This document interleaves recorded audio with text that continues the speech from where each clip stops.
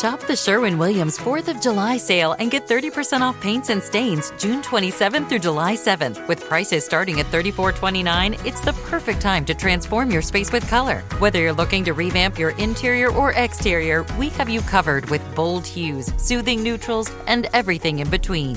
Visit your neighborhood Sherwin-Williams store or shop the sale online. Delivery available on qualifying orders. Click the banner to learn more. Retail sales only. Some exclusions apply. See store for details. Decía David Ausubel, uno de los impulsores del concepto aprendizaje significativo, que el factor más importante que influye en este proceso es lo que el alumno ya sabe, que hay que averiguar esto y enseñar en consecuencia. En este curso hemos trabajado con este objetivo, escuchar, acompañar y aprender juntos. Por ello, en este episodio especial de fin de curso, celebramos todo lo vivido con la intervención de Paulina Banfalvi, experta en talento y diversidad. Y, como siempre para cerrar, con un nuevo neurotip de Carmen Serrano, centrado en cómo adaptar la enseñanza a todos nuestros alumnos. Y sobre todo les escuchamos a ellos, a nuestros niños y jóvenes, que nos van a contar qué ha sido lo que más les ha gustado durante este curso y qué es lo que se llevan, qué aprendizaje se llevan. Con ellos comienza aquí este último episodio del podcast del Colegio Balder. Arrancamos.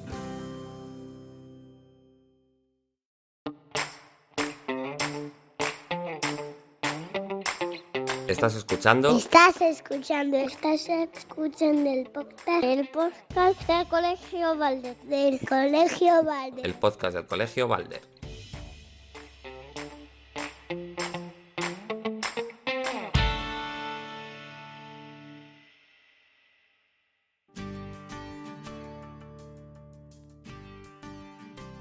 A mí lo que más me ha gustado de este curso ha sido la graduación. Nos lo hemos pasado muy bien. Lo que más me ha gustado de este curso ha sido compartir buenos momentos con mis compañeros y profesores. También me ha gustado mucho participar en el coro y en el teatro de Ju e ir al laboratorio de secundaria con Ricardo y Nuria. A mí lo que más me ha gustado de este curso es que he hecho nuevas amistades, compañeros y me ha gustado muchísimo. Conocer a unos profesores muy buenos y pues llevarme muy bien con ellos y al final los voy a echar mucho de menos. He aprendido este año que nunca me tengo que rendir y tengo que conseguir lo que me propongo siempre. Este año he aprendido que si te pasa algo hay que pedir ayuda y así se podrá solucionar más rápido. Este año he aprendido que puedo llevarme pues con profesores y con gente y también que al final me terminen cayendo muy bien y sea sus amigos. Yo recuerdo un montón de cosas, este curso ha sido muy guay, me lo pasé súper bien, pero lo que más recuerdo es el viaje de Andorra, fue brutal, descubrí el esquí, que me ha encantado y me lo pasé súper bien con mis amigos, que ha sido una experiencia muy guay. Básicamente todo el curso, porque me lo he pasado muy bien, he hecho nuevos amigos y también ha sido una experiencia muy guay porque hemos repetido la obra de teatro y pues no sé, ha sido muy guay. Pues a mí me han encantado un montón de proyectos que he organizado el cole, como la obra que ha organizado Nuria, u otras obras también, etcétera. Recordé vívidamente Andorra y Gandía, ambos. En general, estaban bastante bien. Mi parte favorita de este curso probablemente fuera la obra, porque me hizo mucha ilusión pues ser parte de ella y eso. Y también me gustó mucho el viaje a Andorra y el viaje a Gandía. Yo recuerdo mucho Andorra también, pero también algo que recuerdo mucho son los últimos días del musical, cuando estábamos todos juntos ensayando. Hicimos una piña, una familia y me gustó mucho.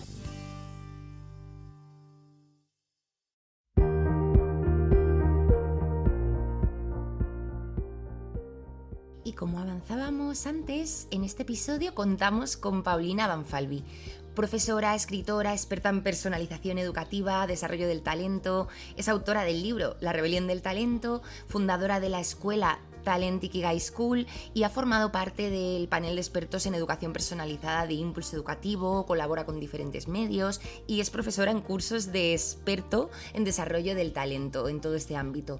Con ella vamos a hablar sobre diversidad, sobre cómo reconocer las habilidades, los diferentes tipos de talento en nuestros niños y jóvenes y sobre todo sobre cómo adaptar la educación para que cada alumno pueda crecer desde su forma de ser y de aprender. Bienvenida, Paulina. Muchísimas gracias por estar aquí hoy con nosotros y por acceder además a grabar este podcast, que sabemos que, como ya hemos dicho antes, tienes muchísimo que hacer estos días aquí en el cole, ¿verdad, Paulina? Pues sí, bastante trabajo. La verdad es que sí, pero nos hace mucha ilusión poder contar contigo para esta entrevista, porque además yo tengo muchas dudas para preguntarte, que creo que también les van a interesar mucho a las familias, sobre todo lo que estás haciendo y toda tu labor estos días en el cole. Lo primero que te quería preguntar, Paulina, ¿qué es exactamente el desarrollo del talento? Pues mira, es un enfoque educativo que pone el foco no en la transmisión de contenidos, sino en el desarrollo del potencial del alumno. Y esto es aplicable no solo a los estudiantes con altas capacidades, sino a todo el alumnado, que es lo interesante. O sea, todos entendemos que las técnicas o las herramientas que son válidas para los deportistas de alto nivel también van a beneficiar a los deportistas de niveles inferiores, ¿no? De hecho, hoy en día es muy más frecuente, digamos, encontrar profesores de tenis o de baile o de música que han sido formados en entornos mucho más exigentes y trasladan su experiencia a, bueno, pues a niños que bueno, pues solamente se quieren, ¿no?, efectivamente divertir como un extraescolar, ¿no? Pero se están beneficiando de ese enfoque. Bueno, pues esto viene a ser un poco lo mismo, ¿no? Es decir, trasladar las ideas que se han estado utilizando para, digamos, entornos más exigentes de aprendizaje, que han demostrado que nos permiten desarrollar en mayor medida el potencial de los estudiantes. Estamos hablando en este contexto de potencial cognitivo, potencial de aprendizaje, para hacer subir el nivel de todos. Además, Paulina, toda la experiencia de la que ya hemos hablado antes que tienes, que cuentas con una amplia trayectoria en el mundo empresarial, que también has sabido volcar todos esos aprendizajes al mundo educativo, todas esas habilidades que tú has adquirido en ese ámbito, ¿no?, de dirección de empresas, pues de gestión personal, de gestión humana, ahora las puedes aplicar a este ámbito educativo, y no solo aplicarlas, sino que además puedes ayudar a otros profesores, como estás haciendo, a poder aplicarlas a todos sus alumnos. ¿Cómo organizas esto, Paulina? Eso es, claro, es que al final cuando la gestión de empresas no es más que una gestión de equipos profesionales que tú tienes que saber gestionar para llevar su potencial más lejos, para que sean capaces de aportar más ideas y generar el contexto y el entorno que les permite esa generación de ideas, ¿no? A veces mediante trabajos, pues tienes que envolverles en un objetivo estimulante que despierte su curiosidad y su engagement, ¿no?, que se dice que en marketing se habla mucho, ¿no?, pero al final es eso, engancharles a para algo, ¿no, sacar Paulina? de ellos el máximo de su potencial, de su creatividad y de sus ideas. Pues esas mismas herramientas nos sirven para despertar la curiosidad de los estudiantes y hacerles trabajar en proyectos que estimulan su curiosidad y sacan más de sí mismos. Además, ¿cómo hacemos eso, Paulina, teniendo en cuenta la personalización del aprendizaje, ¿no? Porque cada niño es un mundo. ¿Cómo hacemos para que todos ellos puedan conseguir unos objetivos, ¿no?, dentro de ese aprendizaje? Porque no puede ser el mismo para todos. Pues es que ese es precisamente el enfoque de la educación personalizada. Creo que en muchos contextos se confunde personalizar con individualizar, ¿vale? Cuando hablamos de personalización del aprendizaje estamos hablando de desarrollar a la persona y a su potencial, sea este el que sea. Cuando hablamos de individualizar estamos hablando de diferenciar y hacer tareas o actividades individuales en función de un poco normalmente del diagnóstico o del perfil que nos presenta cada estudiante. Ese concepto de individualizar tiene mucho que, o sea, es muy similar al de adaptar, no se diferencia en realidad y pone el foco en una mayor carga de trabajo para el profesor.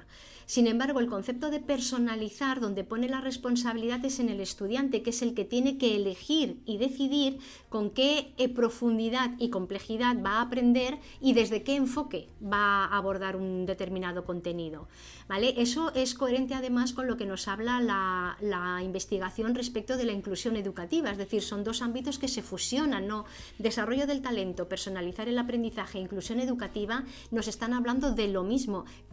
¿De qué nos están hablando? ¿Cuáles son las claves que la investigación nos revela como principales en una educación inclusiva, personalizada o focalizada en el desarrollo del talento? Nos hablan de valorar las diferencias, de partir del perfil de los estudiantes para construir aprendizaje desde ese conocimiento. Es decir, ¿qué tenemos que conocer del estudiante? Tenemos que saber cuál es su potencial de aprendizaje, pero también cuáles son sus intereses. Los conocimientos previos también. Su de los conocimiento que parte, ¿no, previo, Paulina? muy bien, efectivamente, su contexto familiar y personal, porque bueno, pues las familias también son diferentes, tienen distintas experiencias, podemos tener familias que ya, bueno, pues que sean angloparlantes o que van mucho a museos o que tienen un contexto más rico o menos rico, y eso tenemos que saber integrarlo en el aula.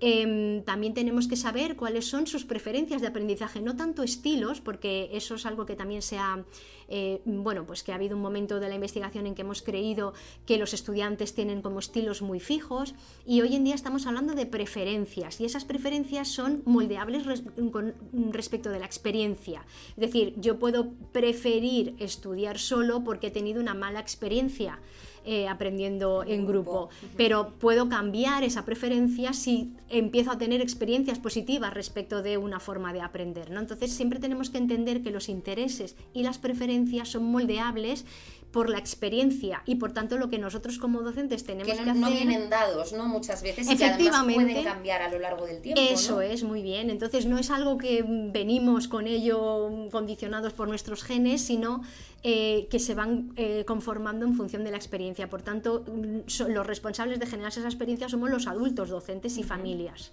Y Paulina, además has hablado antes también de la colaboración, ¿no? De que muchas veces hablabas de el trabajar, que muchos alumnos pueden tener una mala experiencia al trabajar de forma cooperativa, que ahora explicaremos qué es el trabajo cooperativo y porque a veces no se entiende bien, ¿verdad? Es una metodología que puede ser la base de muchas dinámicas que se trabajan hoy en día, pero a veces no está tan especificado como pensamos. Pensamos que el trabajo cooperativo es que cada uno, como hemos hablado antes fuera de micro, que cada uno haga su parte del trabajo, luego se junte, y eso a mí me gusta llamarlo efecto Frankenstein, ¿no? Sí, parece yo que lo llamo igual. Sí. Parece que cada pasa también con páginas web y otros conceptos, que parece que cada uno ha hecho una parte sin ponerlo en común. En cambio, el cooperativo se trata de que todos construyan lo mismo y colaboren en todos los procesos. Exacto. Paulina, ¿nos puedes explicar en qué consiste exactamente? El aprendizaje cooperativo o colaborativo tiene un fin, todo lo que hacemos en educación tiene que tener un fin. No podemos hacer las cosas porque sí, o porque están de moda, o porque la hemos visto en las redes. Tenemos que reflexionar sobre por qué lo hacemos. Y cuando ponemos a los estudiantes a aprender en grupo o en equipo, es porque queremos estimular su aprendizaje más allá, es decir, queremos que el equipo o el grupo, es que no es lo mismo un equipo que un grupo, estimule su aprendizaje y le lleve más allá. Entonces tenemos que comprender cuáles son las claves, qué es lo que hace que el equipo me haga trabajar más, me lleve más lejos de lo que yo podría hacer solo, ¿vale? ¿Qué es lo que hace que yo mejore? El debate, la interacción de ideas, el feedback que nos podemos ofrecer entre nosotros. Y que cada uno aporte además su talento, porque al final es eso, si en cada grupo, en cada equipo, cada alumno, cada miembro de ese grupo tiene un talento y unas habilidades, al final todo eso se junta, ¿no? Efectivamente, cuando trasladamos o vemos, muchas veces también me dicen, bueno, es que así les preparamos para su futuro profesional, ¿de acuerdo? ¿Cómo se coopera en el mundo profesional? Cooperamos desde nuestras fortalezas, desde lo que cada uno domina, desde nuestras áreas de dominio, no desde nuestras debilidades. Claro. Entonces, cuando aportamos en el grupo, tenemos que agrupar a personas que se ofrecen lo que se llama sinergias de crecimiento, es decir, desde que todos compartimos la misma capacidad para aportar al objetivo común, y hemos debatido cuál es ese objetivo y hemos distribuido el trabajo, sí, pero tenemos que ponernos de acuerdo y coordinarnos para que haya, hay momentos en los que ahora tú tienes que desarrollar una parte, pero luego tenemos que poner en común esas partes, reordenarnos, darnos feedback, que podemos mejorar, que podemos ampliar, profundizar y volver a otra vez a hacer otro paso aparte y volver a juntarnos. No, que es muy distinto a nos juntamos al principio, dividimos el trabajo y no nos nos vemos hasta el final. Eso es. Con lo cual, lo que dices tú, pues juntamos 4 partes que no han estado coordinadas entre sí. Y eso se percibe además. Exactamente. ¿No, Paulina? Y entonces al final los alumnos dicen, pues esto del trabajo en equipo a mí no me aporta nada, porque ¿qué diferencia hay entre trabajar solo y trabajar en equipo? Que te toca hacer menos parte, ¿no? En el fondo de cada uno hace una parte, pero aprendes menos porque pero no aprendes los alumnos al final no están trabajo, satisfechos claro. de su trabajo y las cosas tienen que tener sentido también para el estudiante y tiene que ver que esto que estoy haciendo en equipo tiene un sentido y un objetivo y me mejora, porque si no es simplemente hacer por hacer y eso va minando nuestra motivación. Antes hablábamos también de la motivación interna y externa. Es que claro, o sea, al final estoy en un contexto en que hago cosas pero no le veo el sentido del no le ves un valor ni un resultado. Pues mi motivación también se va mermando porque bueno, al final veo que simplemente hago cosas porque alguien me dice que las tengo que hacer y dejo de ser un aprendiz a ser alguien que acata órdenes. Y un aprendiz no tiene que ser una persona que acata órdenes, al contrario, tiene que ser una persona que piensa por sí mismo y es el pensamiento crítico el que tenemos que estimular en el Ese es el gran desafío estudiante. de los profesores, ¿no? El estimular ese pensamiento crítico en todos sus estudiantes. Hemos hablado también, además del trabajo cooperativo, Paulina, de las destrezas del pensamiento, que muchas veces se confunden con las rutinas del pensamiento y que también tienen mucha presencia actualmente en las aulas.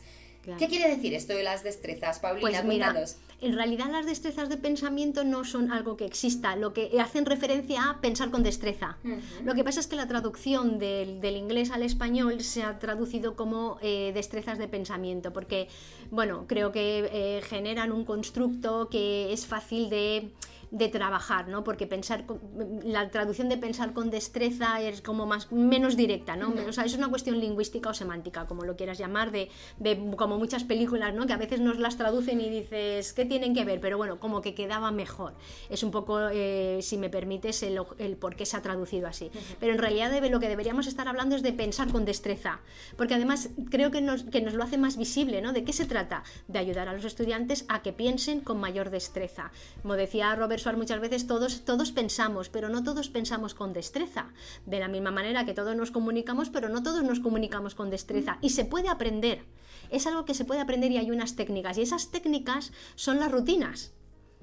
Pero la rutina por sí misma no nos lleva a pensar con destreza. Tiene que haber además una estructura, ¿no? Esa toma de decisiones previa y un objetivo, ¿no? Que también son muy importantes los objetivos. Tiene que haber un objetivo, tiene que haber una cultura del pensamiento, se tiene que crear un clima que el docente anima a pensar y ese pensamiento nos tiene que llevar a algún sitio. Es decir, si yo aplico una rutina, como puede ser veo, pienso, me pregunto, o una rutina de un brainstorming o cualquier otra rutina, pero que nos lleva a conocer, es decir, vamos a hacer un veo, pienso, me pregunto para organizar la información del libro de texto o para, no sé, o un brainstorming para identificar las características de las fuentes de energía, ¿vale? Eso es usar una estrategia que es una rutina de pensamiento, pero con el objetivo de organizar la información. Entonces ahí no hay pensamiento. Faltan el resto de sesiones. Para que haya pensamiento tienen que estar implicados lo que se llaman movimientos del pensamiento,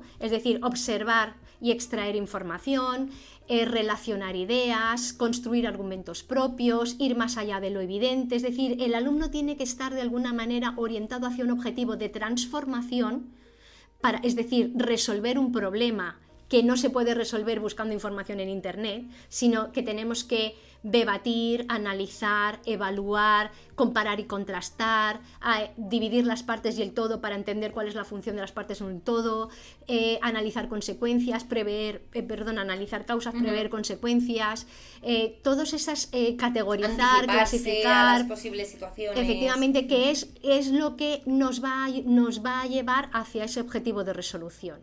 ¿Vale? Y para eso la cooperación es muy importante, pero siempre que estemos cooperando entre estudiantes que se aportan sinergias, porque si agrupamos estudiantes que tienen mucha potencia de pensamiento o mucha asertividad, mucha capacidad de comunicación, con estudiantes que no, unos monopolizan el trabajo y entonces primero el que monopoliza y el que tiene más potencia no recibe un feedback de los demás porque los demás no tienen capacidad para dárselo. Es como que los demás pueden sentir que no les dejan aportar y el que quiere aportar mucho puede sentir que no le están escuchando, no le recibe, no, que es que él si hubiera hecho el trabajo solo hubiera hecho lo mismo porque los demás no le están nutriendo. Los demás me tienen que nutrir y rectificar, por tanto tenemos que estar en un mismo orden de pensamiento.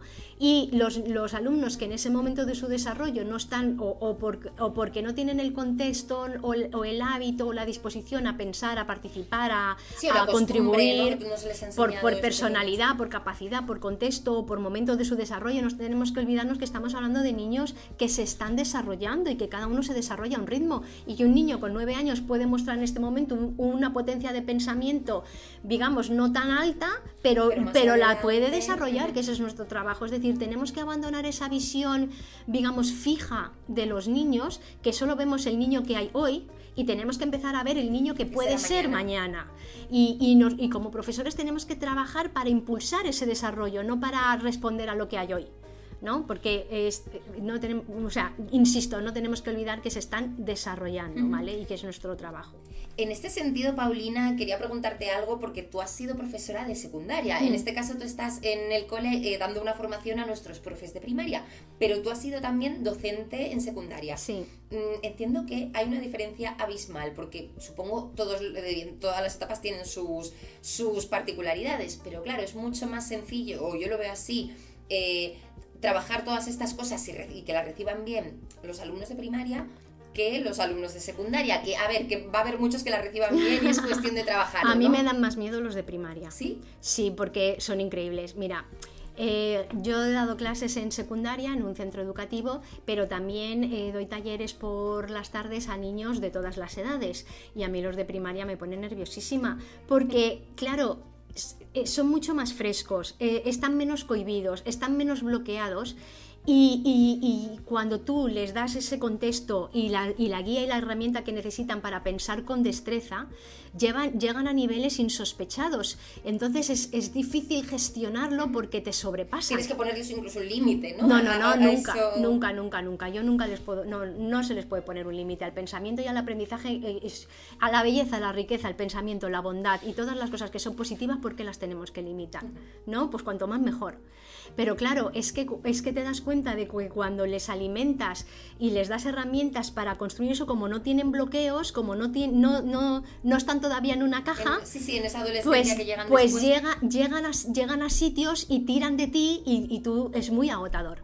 En cambio, con los de secundaria no he tenido esa experiencia, hay que decirlo tristemente, porque en teoría deberían tener más potencial, pero como ya los recibes más bloqueados, más adaptados. Es lo que yo pienso, les puede costar más en un principio trabajar el grupo, pues precisamente por todas estas características del desarrollo en la adolescencia aparecen los complejos que pueden hacer más complicado, o por lo menos yo lo veía así, trabajar todas estas destrezas, todas estas dinámicas de cooperativo con ellos, ¿no? Hombre, es cierto que el inicio, el empezar a cambiar la dinámica y a intentar transformar su rol de un rol pasivo al que suelen estar acostumbrados a un rol mucho más activo y participativo, cuesta más tiempo. Es decir, en los de primaria ves que en 1 o 2 sesiones enseguida se activan y empiezan a seguirte y participan de tus dinámicas, y en secundaria te puedes tirar el primer trimestre fácilmente tirando de ellos y viendo que la participación es escasa, tímida, etcétera, pero luego cuando explotan, cuando se sueltan, que suele ser a partir ya pues final del primer trimestre, segundo trimestre, pues es mucho más ordenado, es mucho más llevable porque son más maduros. Ellos tienen unas se autogestionan mucho mejor, claro, como se autogestionan mucho mejor, al final estamos construyendo una comunidad de aprendizaje mucho más rica, pero con los niños de primaria te cuesta mucho menos, pero evidentemente también se te dispersan en más direcciones, y eso es lo que un poquito es mi lucha interna, ¿no?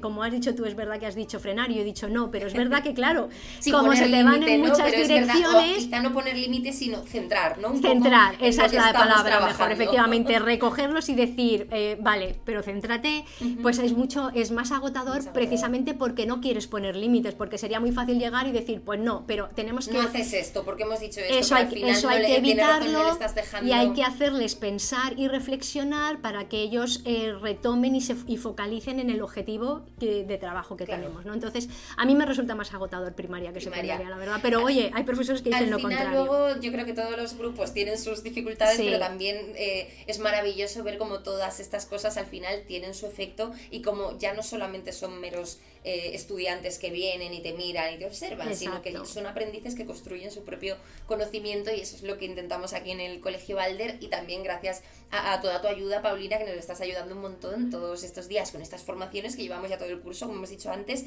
y por supuesto por participar en este podcast, que creo que a las familias y a todas las personas que nos estén escuchando les va a resultar muy interesante. Pues muchísimas gracias, la verdad es que estoy disfrutando un montón la formación porque me he encontrado docentes muy dispuestos que ya tenían un punto de partida muy bueno, había un bagaje, una mentalidad de atención a la diversidad muy construida, y eso ha ayudado mucho a que podamos avanzar más rápido. Entonces creo que estamos avanzando muy rápido, todavía es verdad que tienen que afianzar el trabajar destrezas de pensamiento y el transformar o el dar el protagonismo a los niños y que ellos tomen sus decisiones es un proceso, pero creo que ya están en ello y que el próximo curso lo vamos a ver. A notar, pues seguro que sí. Paulina, pues muchísimas gracias por haberte animado a participar hoy con nosotros en este podcast. Y bueno, iba a decir, esperamos verte por aquí otra vez, pero yo estoy segura de que te veremos por aquí otra vez. Aún me quedan más sesiones, aún me quedan más sesiones. Claro que sí, si quieres volver a participar en otra ocasión en este podcast, porque a mí se me ha hecho corto, la verdad, hubiéramos podido estar un ratito más. Vamos, eres muy bienvenida. Gracias. Muchas gracias, Paulina.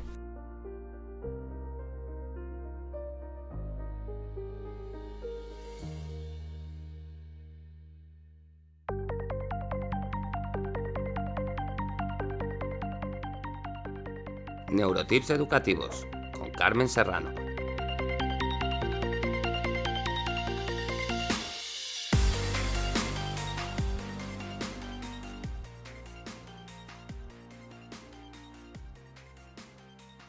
Bueno, pues estamos aquí con el último neurotip del año, como siempre con nuestra querida Carmen Serrano, que teníamos muchas ganas de volver a hablar con ella y de cerrar este podcast del Colegio Balder y esta sección que ya se ha hecho suya, ya es su sección, Carmen, con ella de nuevo. ¿Cómo estás, Carmen? Pues encantada de estar aquí otra vez con vosotros, María, en el último podcast de este curso. El año que viene vendrán más. El año que viene tenemos segunda temporada del podcast del Colegio Balder, pero vamos, ha sido un placer contar con todos tus consejos, toda tu sabiduría en todo este tema de la neurología, de la psicología, Carmen, que además está muy de moda y a todas las familias y a todas las personas relacionadas con la educación nos interesa muchísimo. Bueno, muchas gracias, María, por contar conmigo, de verdad. Hoy quería, Carmen, al hilo un poquito de la conversación con Paulina, hablar contigo sobre la atención a la diversidad. Es algo que seguro que las personas que nos estén escuchando han oído 1000 veces. Desde hace años venimos hablando de esto, ¿no, Carmen? Pero los avances en neurociencia nos están llevando mucho más allá.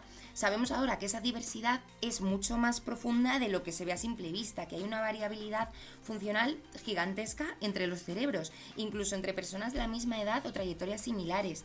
Desde ahí, Carmen, desde esa variabilidad, ¿cómo crees que deberíamos repensar esta mirada educativa? Pues es cierto, María, que la neuroeducación ha transformado nuestro concepto de diversidad, porque ya no se trata de una característica excepcional que puedan tener solo algunos niños, sino de una verdad fundamental, que la variabilidad cerebral es intrínseca a la condición humana. Y como tú decías, no existen dos cerebros idénticos y por lo tanto pues no hay dos niños que aprendan ni procesen la información o respondan a estímulos de la misma manera. ¿Qué implica esto? Pues que en educación tenemos que cambiar nuestra mirada, ¿no? Y nuestro paradigma a la hora de educar a nuestros niños. Y si la diversidad, ¿no? Como nos dice la neuroeducación, es la norma y no es la excepción, entonces nuestra misión como educadores se va a alejar de intentar encajar a todos nuestros alumnos en un molde único.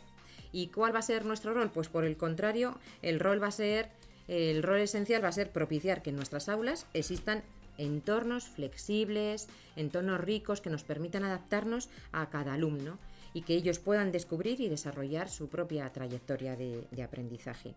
Esto no implica, ¿no?, que se malentiende a veces en generar planes individualizados a cada uno de nuestros niños, porque para los profes esto es una tarea inabarcable. Es algo que al final no es asumible muchas veces, ¿no, Carmen? Y que tampoco también tenemos que tener en cuenta que igual lo positivo es ampliar, ¿no?, esos aprendizajes.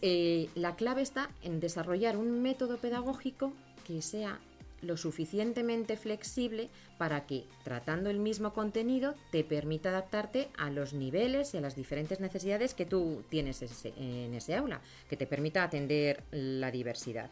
Y entonces, desde esa manera, podremos trabajar con los diferentes niños. Es que decir que en las aulas no hay diversidad, en todas las aulas hay diversidad, pero en la sociedad es diversa. Entonces ha ido avanzando el concepto de neurodiversidad y es lo que tenemos que tener muy presente. Sí, ahí es verdad que todavía nos queda mucho trabajo dentro del mundo educativo.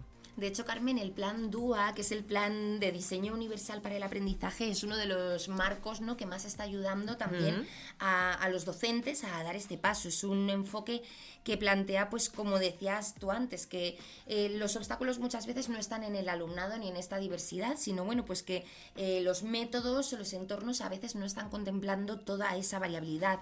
¿Qué aporta este plan DUA, Carmen, al aula, a los docentes y a la orientación escolar también? Pues nace, María, es verdad, ¿no?, que nace como una respuesta fundamental para abordar la diversidad en el aula, porque nos proporciona un marco estructurado para atender a todos los niños que va mucho más allá de la improvisación del docente en la clase. Y su premisa central, como tú decías, es revolucionaria, porque parte de que los verdaderos obstáculos que hay para el aprendizaje no van a residir en el alumno, sino más bien en la rigidez de los materiales, en los métodos, ¿no? El entorno, ¿no, Carmen? Que lo hemos hablado mucho aquí también en el podcast, que el entorno al final es clave para su desarrollo. ¿No? Entonces, en cómo diseño yo todas esas actividades.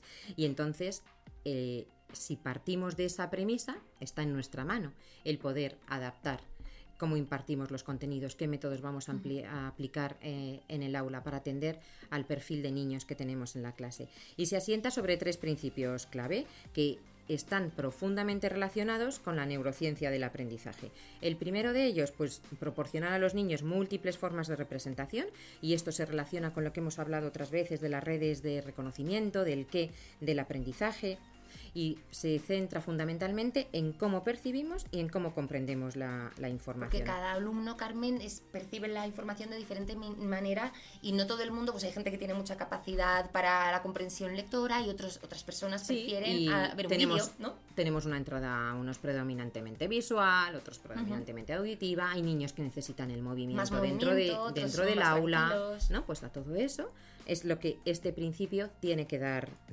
respuesta.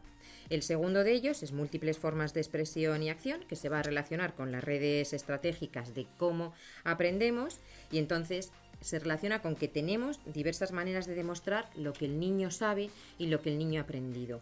Si solo evaluamos con exámenes escritos, limitamos a aquellos niños que puedan tener dificultades, ¿no?, con la escritura. Entonces tendremos que ver de qué otras maneras, qué otros procedimientos complementan a esos exámenes escritos. Presentaciones multimedia, pruebas orales, hacer maquetas. Además, incluso, ahora con las nuevas tecnologías, bueno, elaborar Carmen, un podcast, ¿no? Como lo que estamos haciendo ahora aquí. Que mucha gente a lo mejor esto no se lo quiere leer ni en broma, pero dice, bueno, las escucho a ellas hablando sobre esto y me parece más ameno. Puede estar haciendo otra tarea a la vez, pues entonces, ¿no? Los profes también tenemos que ser creativos para proponer otras maneras de evaluación a los niños, que no sea la única y exclusivamente y tradicional el examen. Las pruebas objetivas, las ¿no? pruebas se llamarían. Totalmente, en formato escrito, ¿no? Entonces, otras maneras de evaluar. Y el tercer y último principio del DUA es encontrar múltiples formas de implicación y motivación, que esto se relaciona con las redes afectivas, ¿no? De por qué aprendemos, qué es lo que tenemos que dar sentido a cada uno de nuestros niños. Y la parte emocional también, ¿no, y conecta Carmen? con ese bienestar emocional del que hablábamos antes. Si hay un bienestar emocional, tenemos todas las condiciones idóneas para que se vaya a producir el aprendizaje en los niños. Entonces tendremos que diseñar para ellos actividades que sean relevantes, que partan de sus conocimientos previos, de sus intereses también, despertar ¿no, esa curiosidad en ellos y desde ahí diseñar lo que va a ser ese tema. Que es muy importante para esto conocerles también, ¿no, Carmen? Está muy bien también que a principio de curso pues se lleven a cabo todas estas dinámicas, ¿no?, de presentación para que se conozcan entre ellos y también el profesor les pueda ir viendo, o el orientador, para que los vea. Que es lo que decíamos al inicio, María, es cambiar el concepto que tenemos de educar. Es algo mucho más complejo, mucho más amplio, y que hemos de poner de verdad, ahora sí, el centro en el alumno. Cosa que es verdad que no es fácil de llevar al día a día de los profes, porque esto es mucho más complejo de lo que aquí podemos estar hablando. Y porque las aulas muchas veces pues cuentan con un número elevado de alumnos o con diferentes talentos, ¿no? Diferentes Pero que los profes hemos sencillo. de partir de estas premisas, está claro.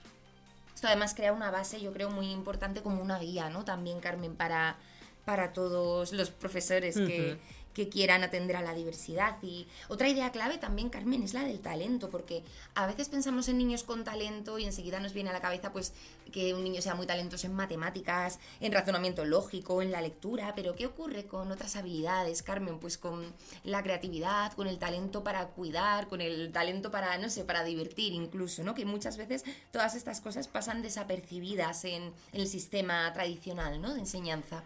Claro, una de las cosas que más nos duele, María, en el cole es ver cuando un niño o una niña acaba interiorizando la idea de que no sirve o no es bueno y simplemente porque no está brillando en los formatos convencionales. Estos niños pueden poseer una sensibilidad excepcional, una gran creatividad, una capacidad artística innata o incluso habilidades interpersonales excepcionales, pero a menudo se van encontrando con barreras que tienen que ver más con sus funciones ejecutivas, dificultades para planificarse, para organizarse, en la expresión escrita, y que esto hace que su potencial no sea visible y no sea reconocido. Si el sistema no le ofrece diversas vías, ¿no?, para manifestar estas habilidades, su talento no solo va a permanecer oculto, sino que su autoestima, con toda seguridad, pues también va a quedar dañada. Y aquí es donde la filosofía del DUA se vuelve central, porque como hemos dicho, ¿no?, este método promueve múltiples formas de expresarse para el niño y múltiples formas de actuar para el docente en el aula, lo cual decimos que el DUA democratiza la manera en la que los niños pueden demostrar lo que saben. Los pone a todos de algún modo al mismo nivel, ¿no, Carmen? Eso es. Entonces, así, un alumno que no destaque en un examen escrito, pues tiene la oportunidad de complementar, como decíamos antes, ¿no?, ese tipo de evaluación con otro tipo de producciones. Y estas alternativas no son concesiones, que a veces se puede... Sí, que parece que, bueno, tú haces esto como más... Sí, ¿no? Es como que bajo el nivel educativo porque te permito que tú además me entregues esto, que también permitimos que se evalúe a los niños desde otro lugar, y a veces los profes, ¿no?, pueden tender a pensar, estamos bajando el nivel de los niños. Ayudando demasiado a unos menos a otros, que no sea justo. Y realmente, yo creo de verdad, que esto es equidad, ¿no, Carmen, al total, final? Y dar respuesta que todos los niños tienen derecho a la educación y que ya tenemos una mirada más amplia, ya sabemos mucho más de cómo funciona el cerebro de los niños, de qué implica, ¿no?, que un niño tenga ciertas dificultades de aprendizaje y que tenemos que ajustarnos desde ahí, porque esas dificultades de aprendizaje que tiene en determinadas áreas no significa que mi niño no pueda adelantar y no pueda adquirir además esos aprendizajes con otros métodos. Ya para cerrar con esta última pregunta, te quería preguntar, ¿qué hacemos ahora que se acercan las vacaciones, ¿no? ¿Qué hacen las familias, sobre todo? Porque muchas veces, con la mejor intención, por supuesto, pues se llena el verano de los niños de actividades que a lo mejor no conectan siempre, ¿no?, con estos talentos o estas necesidades de los que hablábamos. Algunos necesitan estímulos, pero quizá otros necesitan más pausa, más calma. ¿Qué les dirías a las familias sobre esto? Pues les diría algo fundamental, y que el descanso para todos, igual que lo es para los adultos, lo es para los niños, es una forma de cuidado esencial, y que este es tan diverso como cada uno de nuestros hijos y nuestras hijas. No todos los cerebros, ¿no?, se regeneran de esta misma manera, ni todos los niños encuentran el bienestar en las mismas actividades. Por ello, es esencial conocer a nuestros niños, observarles, escucharles, ver cuáles son sus deseos, cuáles son sus intereses, y tener muy en cuenta que en lugar de proyectar nuestras propias expectativas, ¿no?, o las modas del momento, atendamos de verdad a sus necesidades. A lo que verdaderamente les gusta o necesitan. Totalmente. ¿No? Que eso de proyectar también a veces supongo que es muy fácil, ¿no?, caer en a los papás nos sale con cierta facilidad, ¿no? Pero supongo que al final lo importante es eso, que cada niño tenga su espacio, ¿no?, Por de eso, vacaciones. Lo esencial es conocer a nuestros niños, ¿no?, a nuestros hijos, y escucharles, de verdad. Algunos niños, como tú decías, ¿no?, pueden necesitar la explosión de esa energía del movimiento, del deporte, otros una inmersión tranquila en un proyecto creativo y para muchos, ¿no? La calma, ese juego libre, sin estructuras, incluso el aburrimiento. Pero lo importante que es el aburrimiento, ¿no, es Carmen? un espacio porque de ahí parten necesario. Todas las buenas ideas. Es que es un espacio necesario para el descubrimiento y para que ellos conecten con Parece consigo que ahora mismos. con las redes sociales, Carmen, y con todo esto es imposible Tener estar un aburrido, minutito. ¿no? Y yo recuerdo esas infancias, esos veranos que a veces hasta te hacían un poco largos, luego ya llegabas al cole y te había hecho corto, pero realmente ahí esas ponemos tardes, ¿no? nuestra cabecita en marcha. Claro, esas en tardes esos que momentos. de sol, ¿no? En las que podías pensar en ideas que luego se podían hacer Por realidad. eso lo que intentemos no llenarles de actividades, que les dejemos también su espacio, porque habrá niños que encuentren la paz eso resolviendo un rompecabezas durante horas, otros Pintando. que necesiten estar conversando con sus amiguitos o explorando nuevos lugares, ayudando en tareas del hogar, que a algunos les encanta cocinar, que nos han dicho los papis y se ponen ahí Pues el verano, con el ellos. mejor momento para hacer recetas fresquitas, es un momento buenas. fantástico.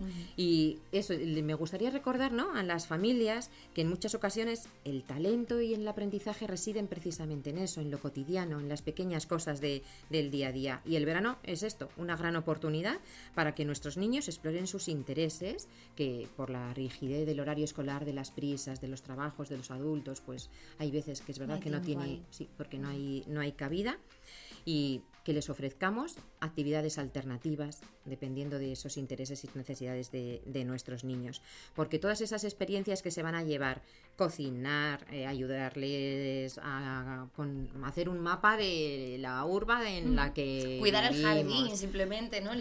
Regar, ¿no? Las plantas. Igual, ¿no? O leer su plantar libro algo. favorito, impresiones, escribir una pequeña obrita de teatro, lo que ellos quieran. Todos son actividades súper valiosas que van a favor de la curiosidad, de esa creatividad, de la resolución de problemas, de la empatía, y todos son aprendizajes significativos, ¿no? Que a menudo nos pasan desapercibidos a los adultos a lo largo Que pensamos del que curso. todo tiene que ser un proyecto que tenga como un resultado muy marcado, ¿no? Sí, a y veces porque no es estamos así. metidos en la vorágine del día a día, ¿no? Y eso, y a veces muy centrado en resultados. Pero estos son aprendizajes valiosos para los niños y es lo que los papás tenemos que tener siempre en mente.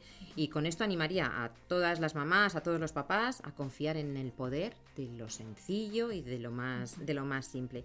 Porque a veces eso, lo más educativo, lo más nutritivo para el alma de nuestros niños es aquello que no tiene una agenda fijada, una conversación sin prisas, una pregunta, ¿no?, que les invita a reflexionar sin exigirles que haya una respuesta inmediata, que les demos el espacio para equivocarse sin juzgarles, la libertad para volver otra vez a intentar, ¿no?, sin juicios previos de los adultos, pues son prácticas esenciales para enseñar a nuestros niños a desenvolverse en este mundo. Así que permitamos, ¿no?, que este verano sea como un lienzo en blanco para cada uno de nuestros hijos, de su tiempo, un tiempo y eso, que puedan aprovecharlo en lo para que ellos descubran necesitan. sus pasiones, para que ellos se construyan y en las que de verdad logremos que ellos estén en una situación de bienestar, de paz interior con ellos mismos y con el entorno que les rodea, que es como nuestro verdadero objetivo. El verano no tiene que tener otro objetivo más. Eso es que a veces más nos que agobiamos ese. pensando en cosas que queremos hacer, en objetivos que cumplir, y es más sencillo, ¿no?, que todo eso, Carmen. Totalmente, ¿vale? Y yo tengo que acabar, María, con una cita, no Sí, puedo hacerlo me estaba de otra manera. echando de menos tu cita célebre, Carmen. Tenemos que cerrar Porque este curso y este es podcast que hay con una ello. que me encanta, que es un escritor y filósofo italiano que se llama Mirko Badiale, ¿no?, y que es súper conocida, pero que yo creo que viene Seguro que viene al pelo, al Carmen, pelo. conociéndote. Que nos dice: en cada niño se debería poner un cartel que dijera tratar con cuidado contiene sueños. Qué bonita, Carmen. Y qué bonita y qué real, ¿no? Todos esos sueños de los niños, esos sueños de la infancia, y que ahora el verano es un momento muy propicio. Totalmente. Y dejémosle Así que- también jugar, ¿no? Dejémosle ser Así niños, que jugar, imaginar. Ahora es su disfrutar. momento. Así que a disfrutar mucho de este verano. Yo deseo a todos los papás y mamás que nos están escuchando y a toda la comunidad educativa, a nuestros niños, por supuesto, a nuestros niños y adolescentes, tener un verano maravilloso de disfrute.